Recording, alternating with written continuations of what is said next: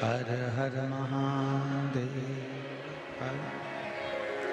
काशी विश्वनाथ, ओगरदानी, त्रिकालदर्शी, कैलाशी, अविनाशी भगवान शिव, जिनकी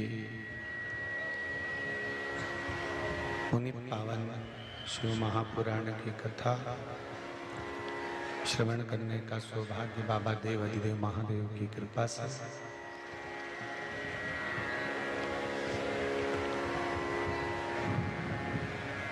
अपन सभी को प्राप्त हुआ है। भगवान भूत भावन भूतेश्वर भगवान शंकर, जिनकी करुणा, दया, उदारता जो संपूर्ण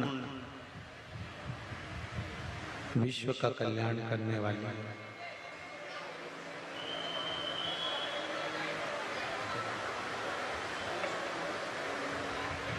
संपूर्ण विश्व का कल्याण करने वाली है। भगवान शिव की कृपा से श्रावण के महीने में श्रावण शिव महापुराण की कथा बाबा देव अधिदेव महादेव की कृपा से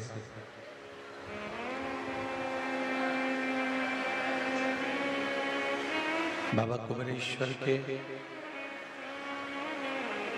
इस पावन प्रागण्य से अपन श्रवण कर रहे हैं। बड़े भाग्यशाली हैं श्री प्रमोद जी दुबे, श्रीमती महिमा जी दुबे इंदौर से,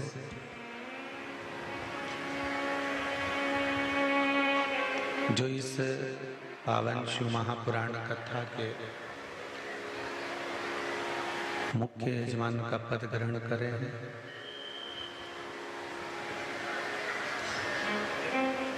कहीं पूर्वजों का आशीर्वाद, कृपा, दया, उदारता जो श्रावण के महीने में ऑनलाइन शिव महापुराण की कथा करवा रहे हैं। द्वितीय मुख्य यजमान के रूप में श्रीमती कल्पना, श्री रामकिशोर जी बोरवन बैतूल से हैं। बाबा देव अधिदेव महादेव की बड़ी करुणा, उदारता और अपने पूर्वजों का पुण्यमय आशीर्वाद दोनों यजमानों पर प्राप्त है। शिव कृपा से, दया से ये पावन शिव महापुराण की कथा सुनने का सौभाग्य मिला है। माउंट टापू में विराजमान सुमित्राबाई सोलंकी जी, जो नित्य शिव भक्ति में ही डूबी रहती हैं,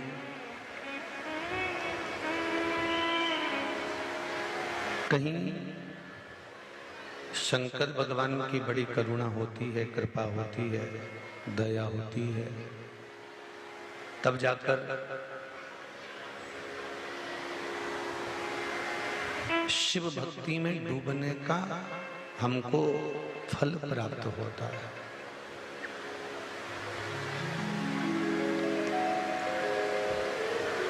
आप रोज प्रयास करें, रोज विचार करें, रोज जाने का मन बनाएं, तो भी आप सत्कर्म की ओर तो नहीं जा सकते।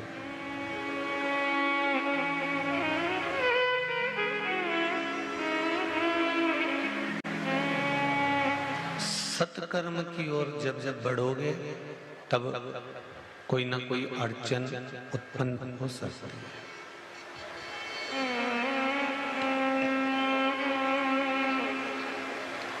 बेकार काम के लिए जा रहे हो, बेकार कर्म के लिए जा रहे हो, तो कोई अड़चन नहीं आएगी और आप वो गंदा काम, वो बेकार काम, वो गलत काम आप कर दोगे।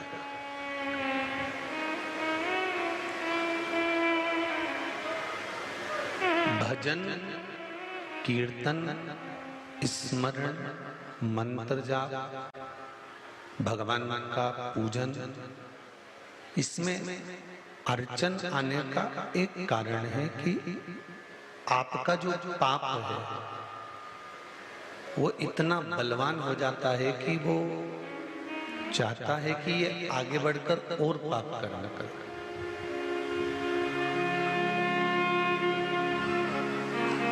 ये पुण्य कर्म की ओर आगे बढ़े ही ना, क्योंकि अगर इसने पुण्य कर लिया, सत्कर्म कर लिया, भजन कर लिया, कीर्तन कर लिया, मंत्र जाप कर लिया, नाम जाप कर लिया, भगवान की कथा को श्रवण कर लिया, तो फिर ये पाप नहीं कर पाएगा।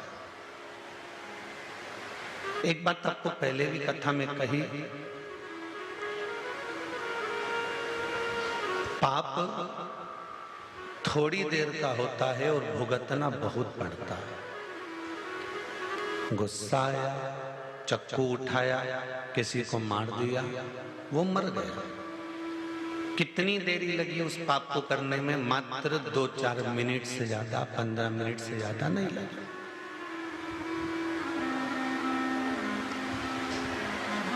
चार मिनट, 8 मिनट, 15 मिनट, 20 मिनट आपने चक्कू उठाया, मार दिया, वो मर गया। पाप हो गया 5 मिनट का, 10 मिनट का, पर भुगतना कितना है? पकड़ कर ले गए पुलिस वाले, पटक दिया थाने में, जेल में, पेशी पर पेशी चलती रही, सुनवाई पर सुनवाई चलती रही। 1-2 साल तो ऐसे ही निकल गए। 2 साल निकलने के बाद में फिर ले जाकर पटक दिया, सजा हो गई, 8-10 साल, 15 साल, 20 साल ऐसे निकल गए।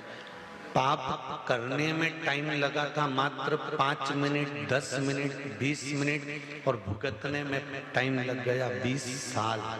जरा विचार करना, यही जीवन है। हम थोड़ा सा पाप कर्म करते हैं पर भोगना बहुत पड़ता है,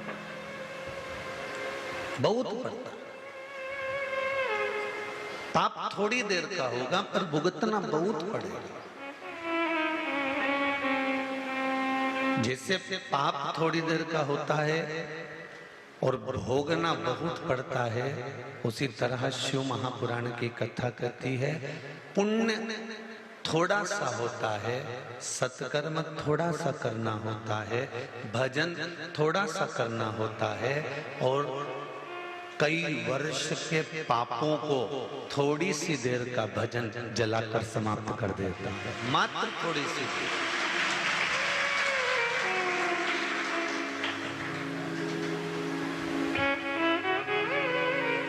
आज यहाँ से 12-15 किलोमीटर दूरी पर अमलाय गांव है। अमलाय गांव से कई माताएं पैदल जल कांवड़ ध्वजा लेकर, उनकी कामना पूरी हुई। बाबा की कृपा से लगभग 60-70 में माताएं ढोल और बाजे के साथ नाचती, घूमती, आनंद करती बाबा के चरणों में पहुंची, बाबा के चरणों में आई। उनके हृदय पर, उनके चित्त पर, उनके स्वरूप पर, उनके चेहरे पर एक अलग मस्ती थी।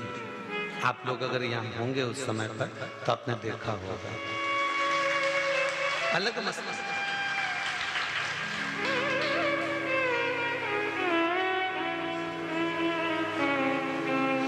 और हमें तो देखकर ऐसा लग रहा था कि सारी की सारी राजपूताना के घर की थी, ऐसा लग रहा था, महसूस हो रहा था। वो तो कहीं ना कहीं उनके चेहरे की उमंगता, उनके चेहरे का उत्साह, उनका 10-12 किलोमीटर से चलकर पैदल यहाँ तक आना, कुबेरेश्वर धाम पर आकर जल चढ़ाना, और उनके चेहरे की उमंगता ये बता रही थी कि वो 10 किलोमीटर 12 किलोमीटर पैदल भी चली तो उनके चेहरे पर थकान नहीं थी, क्योंकि शिव को पाने की ललकता थी।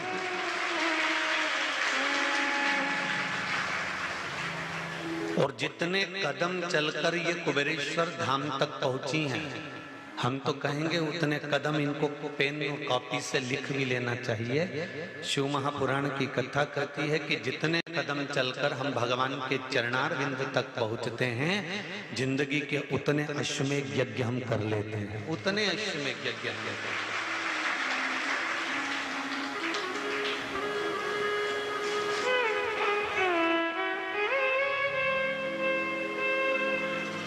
हम उसकी चौखट तक चलकर जा रहे हैं, हम उसके दरवाजे तक चलकर जा रहे हैं। कुछ थोड़ी देर का किया गया पाप हमारे 20-25 साल नष्ट कर देता है, हमको बार बार तकलीफ भोगना पड़ती है। और थोड़ी सी देर का किया गया पुण्य ना जाने कितने वर्षों के पाप को समाप्त कर देता है। इसलिए भगवान शंकर के धाम पर जाना, शिव के चरणारविंद पर जाना, भगवान की भक्ति में जाना, उनके स्मरण में जाना, उन पर एक लोटा जल समर्पित करना, ये हमारे पूर्व के किए गए पापों को नष्ट करने का एक फल है, स्वरूप प्रागट्य भाव है। कई लोग यहाँ पुण्य कमाने आते हैं तीर्थों में, कई लोग पाप कमाने आते हैं। कल भी ना जाने कहां की चोटायानों आ गई थी, ना जाने कितनों की चेन और मंगलसूत्र चले गए थे। आप लोगों से भी निवेदन है, पहचान तो पाते नहीं है कि कौन कैसा है, इसलिए हम कुबेरेश्वर बाबा की धरा से आप लोगों से हाथ जोड़ जोड़ कर निवेदन करते हैं कि किसी भी तीर्थ में जाओ या किसी की भी कथा में जाओ, गले में सोने का सामान पहनकर मत जाओ।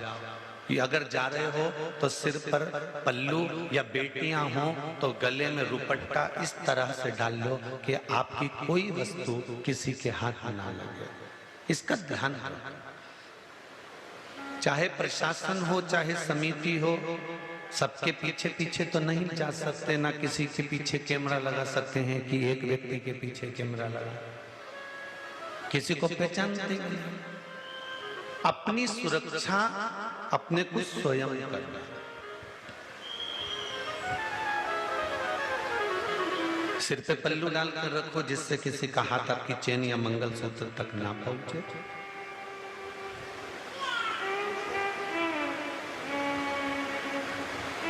सब आते हैं बाबा के लिए, कोई अच्छा आएगा तो कोई बुरा आएगा, सबका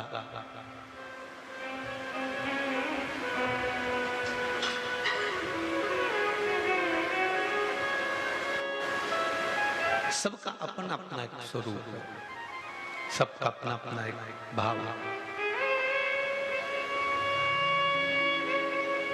आप थोड़ा सा पुण्य करने के लिए जब आगे बढ़े तो ये निश्चित है उस पुण्य का फल प्रबल होगा और उस पुण्य के फल के अनुसार आपका पूर्व का किया गया पाप क्षीण होगा।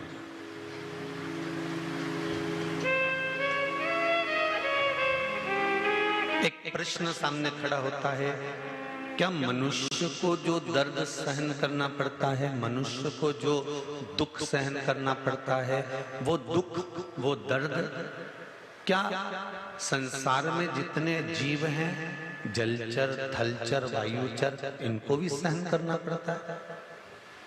तो एक बात पहले तो अच्छे से समझ लो, जैसे आपके और हमारे हृदय के अंदर जो आत्मा है, जो मन है, जो चित्त है, जो वृत्ति है, जो जीव, जो मन, जो वायु हमारे भीतर है, आत्मा मन हमारे भीतर है, वैसा की वैसा ही मन, वैसी की वैसी आत्मा।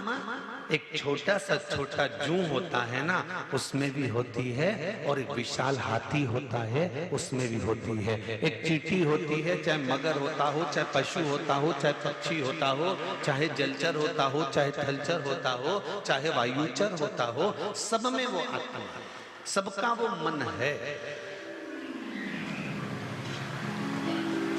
सबके भीतर है। बस आपको और हमको भगवान ने वाणी दी है, इसलिए हमें दुख आता है ना तो हम रोकर सबको कह देते हैं। पर जब चींटी, झिंगूर, खटमल, मच्छर, मछली, जलचर, पक्षी, चिड़िया, पशु, बंदर आदि जितने भी जीव है ना, जब इनको कष्ट आता है ना तो ये किसी से कह नहीं पाते, क्योंकि इनकी वाणी हम समझ नहीं पाते। ये रोते जरूर हैं, ये रोते हुए दिखते जरूर हैं। अगर इनके अंदर आत्मा नहीं होती, मन नहीं होता, तो जरा विचार करो, एक बानर का बच्चा जब मर जाता है तो बंदर दूर खड़े होकर देखता रहता है। एक कुत्ते का बच्चा मर जाता है तो माँ, उसकी माता भी आंख से आंसू बहाती है। एक हिरण का बच्चा भी मर जाता है तो हिरण भी आंख से आंसू बहाता है। एक हाथी का बच्चा पानी में फंस जाता है तो हाथी चिंगाड़ कर उसको बाहर निकालने का प्रयास करता है। एक मछली का छोटा सा बच्चा भी अगर मरता है तो मछली की आंख में आंसू बह जाता है।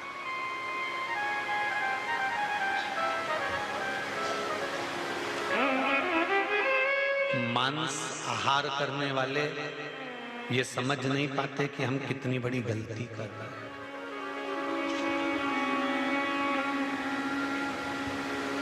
मांसाहार करने वाले ये नहीं जान पाते कि हमने कितनी बड़ी गलती करी है। ये गलती का भोग कब भोगते हैं?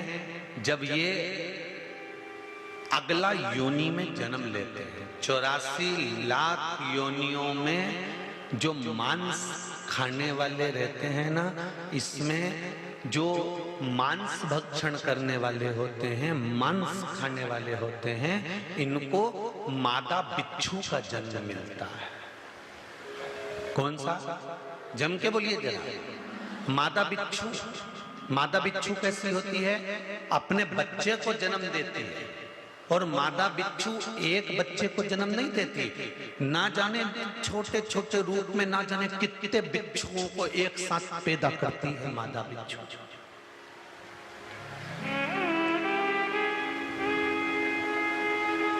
और मादा बिच्छू सैकड़ों बच्चों को जन्म देती है, बच्चे पैदा होते हैं, मादा बिच्छू के ऊपर चढ़ जाते हैं और अपनी उस मादा बिच्छू को नोच नोच कर खाते हैं। कब तक? जब तक उस मादा बिच्छू के प्राण नहीं चले जाते, केवल कंकाल रह जाता है और मांस पूरा समाप्त हो जाता है। तब तक नोचते हैं वो। मादा बिच्छू तड़पती है, खूब चिल्लाती है, रोती है वो अपनी भाषा में, क्योंकि ये एक दिन का नहीं होता कि एक दिन तक बच्चे अपनी मां को खाते हैं। कहते हैं 2.5 महीने तक मादा बिच्छू को नोच नोच कर खाते हैं बच्चे, और वह मादा बिच्छू का मांस उखड़ उखड़ जाता है, केवल एक हड्डी का कंकाल रह जाता है। और जब प्राण छूटते हैं तो वो मादा बिच्छू भी भगवान शंकर से कहती है कि मुझे क्षमा कर दो, अब जिंदगी में कभी मांसाहार नहीं करूंगी। कभी अगला जन्म मिल गया मनुष्य का तो मैं मांस का आहार नहीं करूंगा। क्यों? क्योंकि ये जिनका जिनका मैंने मांस खाया है वो बिच्छू का जन्म लेकर मुझे नोच नोच कर खाता है, मुझे नोच। तुम्हारी जिह्वा का थोड़ा सा सुख, तुम्हारी जिह्वा का थोड़ा सा आनंद, एक जीव को मार देने का तुम्हारा थोड़ा सा सुख तुम्हारी जिंदगी को ना जाने कितनी लाख योनियों में भटका देता है और तुम्हारे जीवन को नष्ट कर देता है। श्रावण के महीने में एक संकल्प ले लो कि चाहे जिंदगी में कुछ भी हो जाए पर मांस का भक्षण नहीं करूंगी, जिंदगी में कभी कोई जीव का मैं मांस नहीं खाऊंगी, किसी जीव को कष्ट हो ऐसा भान मेरे जीवन में ना हो, क्योंकि 84 लाख योनियों में केवल एक मनुष्य की देह सी है जिसमें हम रोकर अपने दुखड़े किसी से कह सकते हैं। पर बिच्छू जो माता बिच्छू है उसको कितना कष्ट हो रहा है वो किसी से कह सकती है? किसको बोले? किसी ने पत्थर फेंक कर कुत्ते को मार दिया, उसकी टांग में लग गई, वो कितना लंगड़ा के चल रहा है। तुम्हारे पांव में लग जाए तो तुम पट्टा बांध लोगे, तुम्हारे पांव में लग जाए तो तुम डॉक्टर को दिखाकर दवाइयां ले लोगे, पर वो कुत्ते के पांव में लग गया, वो कितने दिन तक लंगड़ा कर चलेगा, कैसे चलेगा ये वो जानता है, कैसे खाएगा वो जानता है, एकांत में बैठकर कितना रोएगा ये वो जानता है।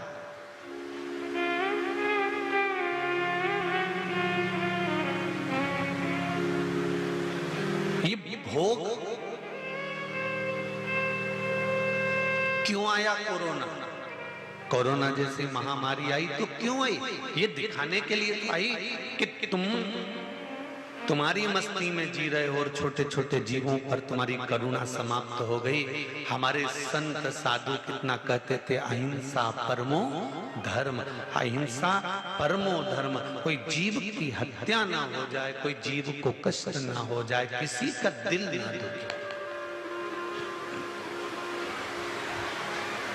ये चोरी करने वाली माताएं आती हैं, कई पुरुष लोग आते हैं चोरी करने के लिए, तुम्हारे गले का मंगलसूत्र चेन जरूर चुरा के ले जाते हैं, पर इन्हें कितनों के गले का मंगलसूत्र चुराया होगा, कितने के गलों की चेन चुराई होगी, उसके बाद भी आज भी इनकी तरक्की नहीं हुई, ये चोटे के चोटे ही।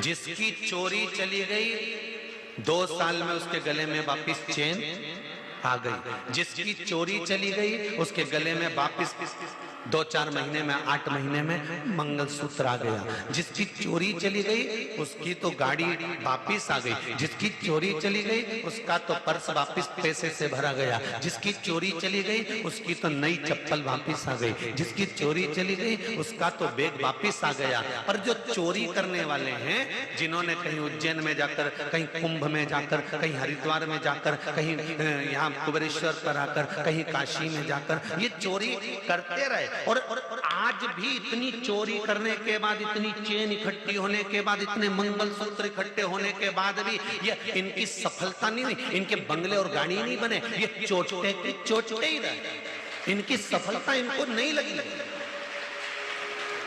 आज भी इनकी गणना चोटों में ही है। जिनका ले गए उनके गले में फिर चेन आ गई, जिनका ले गए उनके गले में फिर मंगलसूत्र आ गया।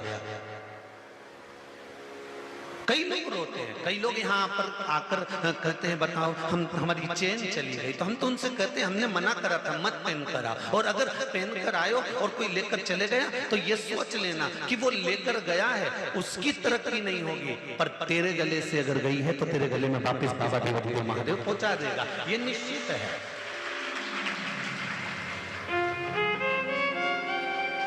उनको सफलता नहीं मिल सकती। कितनों की आंख में आंसू देने के बाद वो सोने की 80,000 1 लाख की चेन तुम्हें कितने दिन सुख दे देगी? जरा ईमानदारी से बोलो री जीजियो, दे देगी? कोई अगर तुम्हारे भाई के यहाँ गए, तुम्हारी भाभी के यहाँ गए और भाभी भैया तुमको दिल से साड़ी दिलाए ना, वो भले 500 की हो 1000 की हो, वो तुम्हें सुख देगी। और भाभी भैया का मुंह भगोने जैसा फूला है और तुम आस लगा के बैठी हो कि हमारी माँ बाप का हिस्सा है, हमें तो देना ही पड़ेगा साड़ी, हमें तो देना ही पड़ेगा सामान, तो तुम माँ बाप का हिस्सा जानकर लड़ाई कर कर, झगड़ा कर कर, गुस्सा कर कर तुम हिस्सा लेकर तो आ जाओगी जीजियों, पर सुख नहीं भोग पाओगे। इसलिए उनसे कहो कि ये धन और दौलत, ये संपदा और सत्ता, ये वैभव, ये सब अपने अपने पास में रखो। मेरे माता पिता ने जिसके साथ मेरी शादी करी है वो वर मेरे लिए किस्मत का पुण्य है, आनंद का भाव है। मेरे बच्चे मेरे लिए किस्मत और पुण्य का भाव है। तुमको जो मिला वो तुम्हारी किस्मत और पुण्य का भाव है। हमें धन नहीं, हमें मन दे दीजिए। किसी का थोड़ा सा ले भी लिया ना तो सुख नहीं भोग सकते।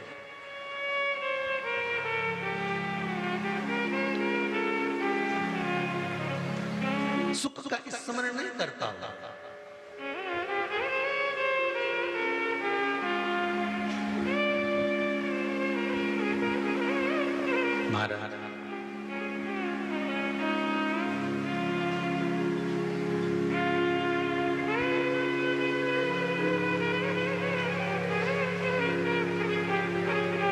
दिल दुखाकर किसी दूसरे का अपने चेहरे पर अगर प्रसन्नता लाते हो ना, तो उसमें प्रसन्नता नहीं है।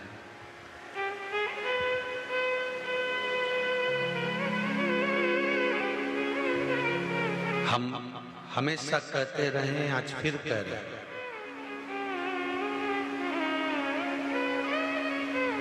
परीक्षा में अगर कोई पास हो गया और एक व्यक्ति फेल हो गया, तो पास होने वाले व्यक्ति को फेल होने वाले व्यक्ति के घर पर सबसे पहले जाना चाहिए और जाकर कहना चाहिए, तू टेंशन मत ले, चिंता मत कर, फिर प्रयास करना, आज नहीं तो कल फिर विजय होगा, फिर जीतेगा, टेंशन लेने की जरूरत नहीं है। उसकी कमजोरियों को नहीं दिखाना, अपना वैभव हमें किसी के सामने नहीं दिखाना।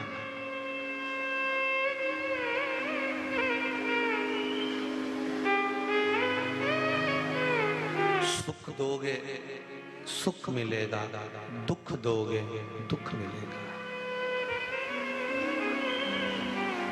प्राप्त होगा। मनुष्य को जैसी पीड़ा होती है, ऐसी की ऐसी पीड़ा पशु और पक्षी को भी होती है। मनुष्य को जैसे प्यास लगती है, ऐसी ही प्यास पशु और पक्षी को भी लगती है। मनुष्य को जैसे भूख लगती है, ऐसी भूख पशु और पक्षी को भी लगती है। मनुष्य को जो दुख होता है, पीड़ा होती है, वो कह सकता है, पर पशु पक्षी किसी को कह नहीं सकते। अंदर अंदर रोते हैं, बिलखते हैं, तड़पते हैं, बिलखते तड़पते हैं। कभी देखा आप लोगों ने?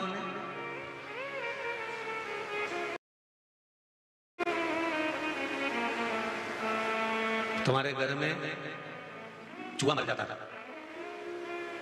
चूहा मर गया, चूहा मरने के बाद में बहुत दिन तक पड़ा रहता है, तो उसमें इल्लियां पड़ना चालू हो जाती हैं। बोलो सही है कि गलत है? वो इल्लियां चूहे के मांस को रोंदती है। बोलो सत्य है कि गलत है? उन इल्लियों का भोजन क्या है? वो चूहा जो सड़ रहा है, पड़ा हुआ है, उसके मांस को नोचना। गरुड़ पुराण कहती है कि ये चूहा और इल्ली और कीड़ों का संबंध क्या है? क्या संबंध?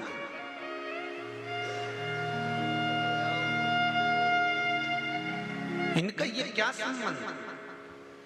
शिव पुराण, गरुड़ पुराण कहती है, श्रीमद् भागवत कथा कहती है कि इस चूहे ने दूसरे के घर में प्रवेश कर कर दूसरे के अन्न को चुराकर खा लिया।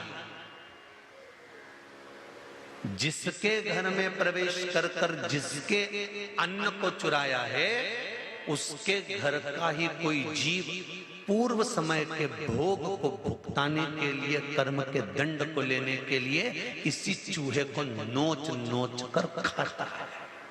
वो इल्ली के रूप में, वो कीट के रूप में, वो जीव के रूप में। मत बुरे कर्म कर बंदे, वरना पछताएगा, भगवान की आंखों से तू बच नहीं पाएगा, तू बच नहीं पाएगा। हरि ओ अज्ञानी मत करना गानी, तेरे कर्म का फल ही तू ही पाएगा। जैसा किया तूने तेरे आगे आएगा, जैसा किया तूने तेरे आगे आएगा। मत बुरे कर्म कर बंदे, मत बुरे कर्म कर बंदे, वरना पछताएगा, भगवान की आंखों से तू बच नहीं पाएगा, तू बच नहीं पाएगा। अरे ओ अज्ञानी मत करना नादानी, अरे ओ अज्ञानी मत करना। कर्म का भोग भोगना है, मनुष्य की देह में आकर भोगना है, मानव के शरीर में आकर भोगना है और भोगना पड़ेगा।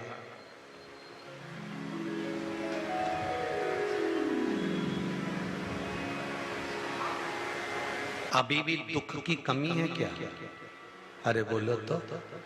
मानव का शरीर मिला है, ये दुख भोगने के लिए ही मिला है और भगवान का भजन करने के लिए ही मिला है। ये शरीर मिलने का कारण ही दो है, भजन करो और दुख भोगो।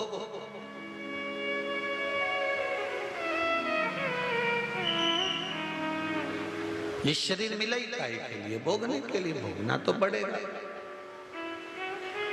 तेरा क्या होगा रे कालिया? हो भोगना तो है, निश्चित है और भोगना पड़ेगा। चाहे वो तुम हो, चाहे वो सियोर वाला महाराज हो, चाहे दुनिया का कोई व्यक्ति हो, चाहे बड़े से बड़े पद पर बैठ जाए, कितनी बड़ी प्रतिष्ठा हो जाए, चाहे वो कितना ही बड़ा साधु संत सन्यासी तपस्वी जोगी कोई भी, भोगना सबको पड़ेगा। अच्छा कर्म करते चलोगे तो दुख थोड़ा कटता चले जाता है, तकलीफ थोड़ी बहुत कट जाती है।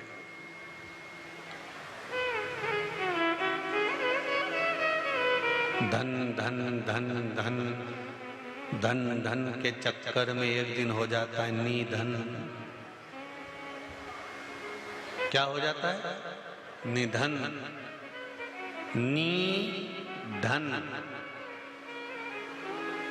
अब मरने वाले व्यक्ति से कोई पूछे कि तुम मर रहे हो, कितना रुपया चाहिए? बोलो कि नी चाहिए। अब निधन, अब धन नी चाहिए, अब निधन, अब धन नी चाहिए। अब तो निधन का समय आ गया, अब धन की महत्वता समाप्त हो गई।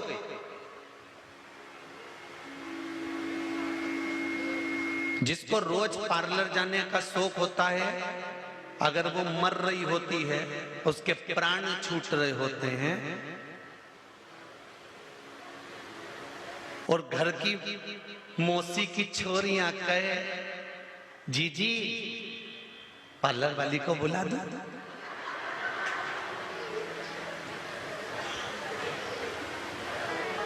मुंह में मास्क लगा हुआ है, हापड़ी भर रही है, जाने का टाइम हो गया और मौसी की छोरियां कह रही है नेहा पार्लर को बुलाऊं कि सुंदर पार्लर को बुलाऊं, गांधी रोड वाले को बुलाऊं कि चरखा लाइन वाले के बुलाऊं कि राजवाड़ा से बुलाऊं, डिजाइन कौन सी कराऊं? वो मरने वाली हापड़ी भरती भरती आंख से आंसू ढाती ढाती कहेगी पार्लर तो रोज गई पर शिव पुराण में नहीं गई, इसलिए हापड़ी लेना पड़ गई।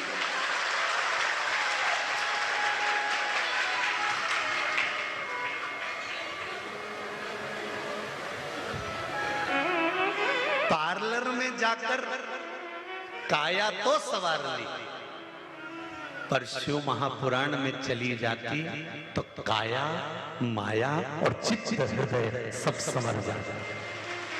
पार्लर गई, काया संवर गई, धागा से डिजाइन भी सीधी सीधी करवाई, उनमें कई दिक्कत नहीं। पार्लर गई, काया संवर गई, उन्हें ककड़ी रख के पोत के बिठा भी दिया, बैठी। तो जैसे पार्लर वाली बिठाए वैसे ही तो सियोर वाला महाराज बिठाए कि तुम जहां मर्जी पड़े, टीवी के सामने, आस्था चैनल के सामने, फेसबुक यूट्यूब पर या कुबेरेश्वर धाम में जहां कथा हो रही है वहां, जैसे पार्लर वाली 2-3 घंटा बिठाए, यहाँ पर कथा में भी 2-3 घंटा बैठना पड़े, बस वहां और यहाँ में अंतर है। माँ एक जैसी तुम चुप बैठी रहती हो, ना हाथ हिलाओ ना पांव हिलाओ, यहाँ 3 घंटे में बाबा रामदेव का पूरा आसन लगा लो।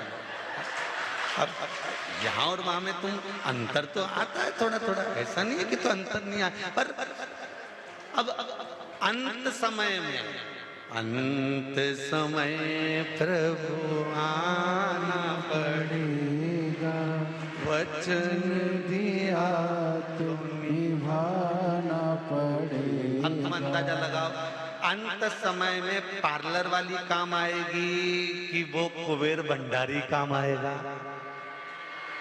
अंदाजा लगा कर बैठो।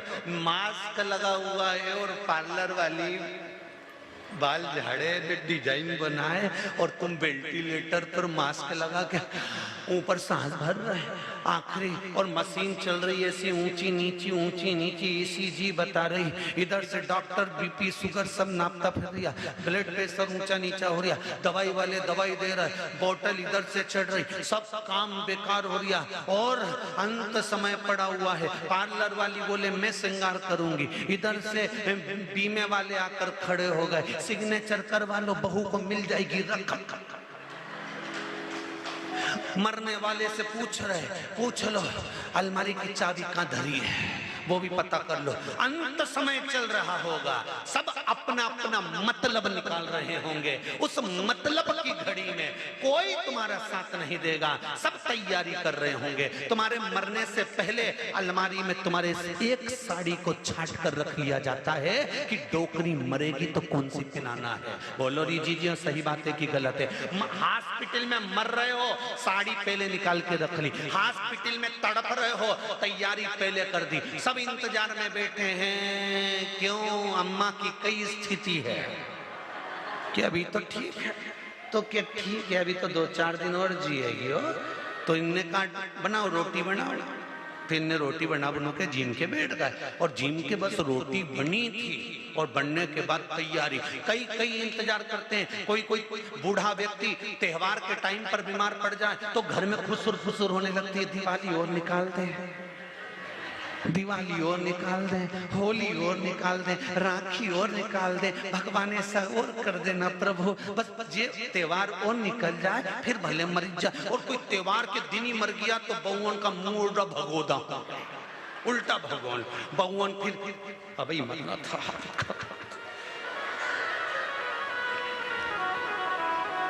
अब तो कहीं जा भी नहीं सकते। मैंने तो पार्लर बुक करा था, तो क्या करे? ये कथा किसी दूसरे की नहीं है, ये कथा तुम्हारी और हमारी है।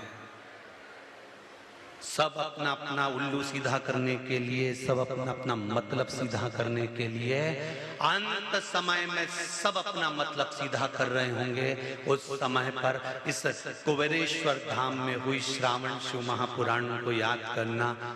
अंत समय में सब अपना मतलब सीधा करें तो भूल मत जाना मेरे भोलेनाथ जी का नाम श्री शिवाय नमस्तुभ्यं जपना, ओम नमः शिवाय जपना, पंचाक्षर मंत्र जपना नमः शिवाय।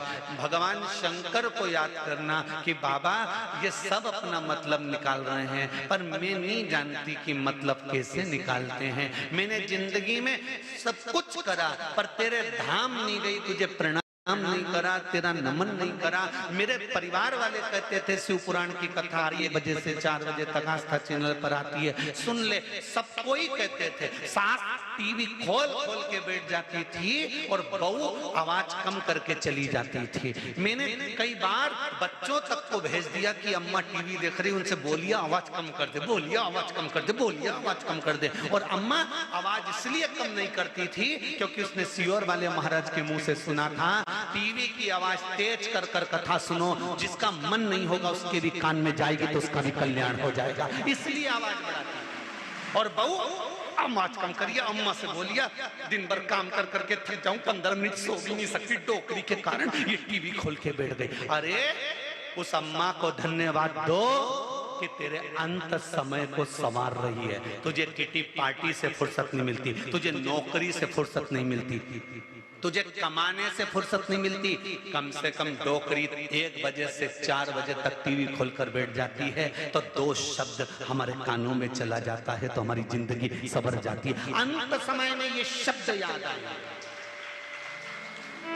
और जितने तेरे मतलब के लोग हैं ये तो सब नोचने में लगे रहेंगे। और अंत समय प्रभु निभाना पड़ेगा, वचन दिया तो निभाना पड़ेगा।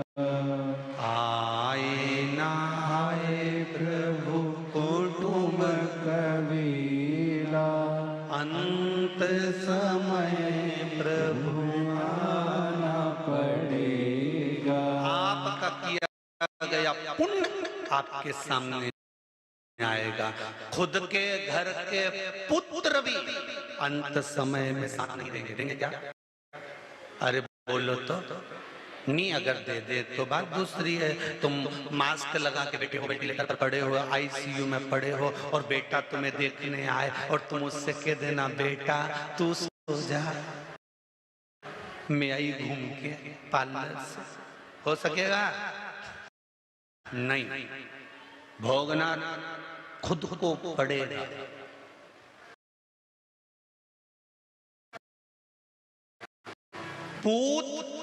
पुत्र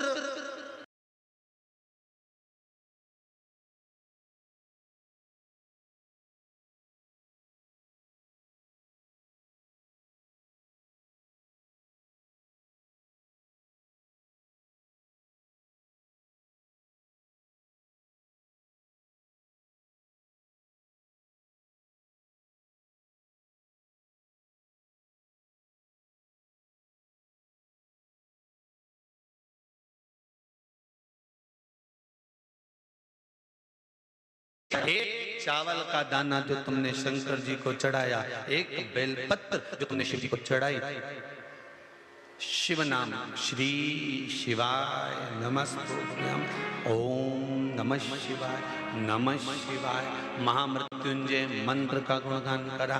जो तुम भजन करे हो अंत समय में वो तुम्हारे सामने होगा। पूत तुम्हारा साथ नहीं देगा, पर तुम्हारा करा गया पुण्य, तुम्हारा किया गया सत्कर्म, तुम्हारा किया गया भजन तुम्हारा साथ देगा।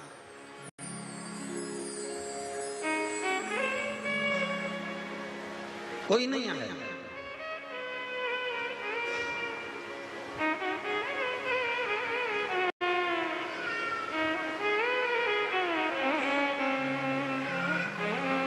अंत समय महाराज कोई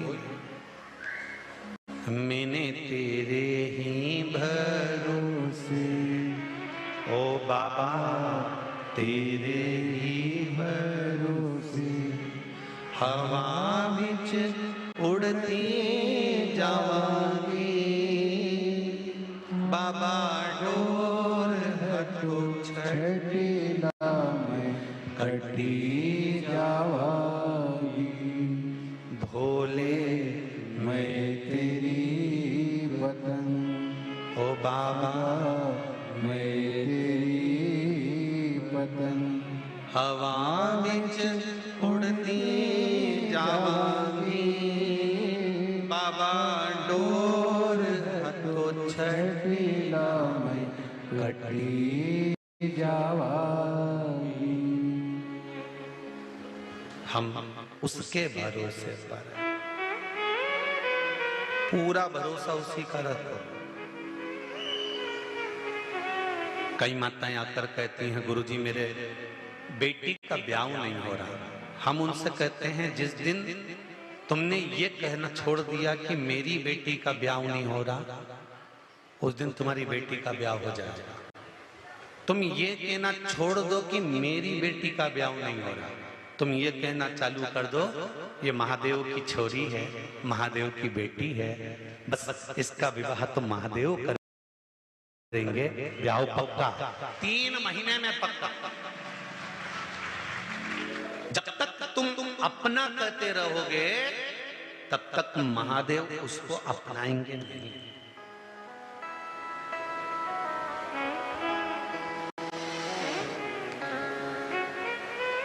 जिस दिन तुमने सत्य की परिकाष्ठा को जान लिया, जिस दिन तुमने सत्य को पहचान लिया, उस दिन सत्य जब तुम्हारे सामने आ गया तो सारे बंधनों से अपने आप मुक्त हो जाओ। इसलिए मरने वाले के सामने चिल्लाते हैं राम नाम सत्य, क्योंकि वो बंधनों से मुक्त हो गया।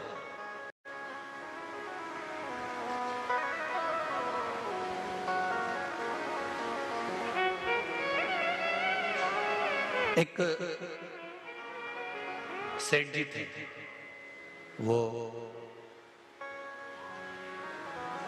एक बार कहीं जा रहे थे, जाते जाते एक नीम का पेड़ मिल गया। नीम के पेड़ के नीचे वो बैठे तो उनको एक छोटा सा तोते का बच्चा मिल गया। तोते के बच्चे को लिया, उनने तोते के बच्चे को पाल पोस कर बड़ा करा, खूब सेठ जी उसको बोलना सिखा दिए। तोते का बच्चा बोलना भी सीखे। सेठ जी ने अपने तोते के बच्चे को एक चीज बड़ी भारी सिखाई कि जिंदगी में तू कभी झूठ मत बोलना, सत्य बोलना। सत्य बोलता रहेगा तो सुखी रहेगा, और हो सकता है सत्य के बल पर एक दिन तू बंधनों से मुक्त हो जाए। सेठ तो धर्मात्मा था।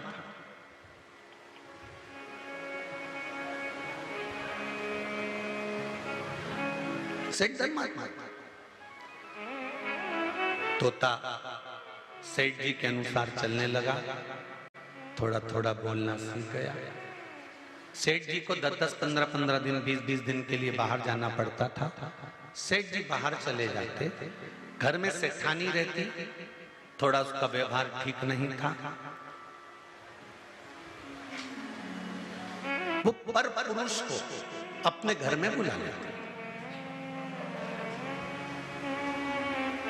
तोता सब देखता, तोते के स्मरण में सब रहता। सेठ जी 15 दिन बाद फिर आते, फिर चले जाते। वो सेठानी फिर किसी को बुला लेती, किसी पर पुरुष को सेठानी, क्योंकि उसका स्वभाव ठीक नहीं, उसकी दिनचर्या ठीक नहीं, बुला लेते। एक बार सेठ जी 1 महीने के लिए बाहर गए। सेठानी एक पुरुष को बार बार बुलाती, वो पुरुष इसके यहाँ आता रहता। सेठ जी 1 महीने के बाद वापिस आए, और आते से सबसे पहले उनको उस तोते की याद आई। तोते से जाकर मिले, तोते से कहा तोता ठीक तो हो? मिट्ठू बोला ठीक।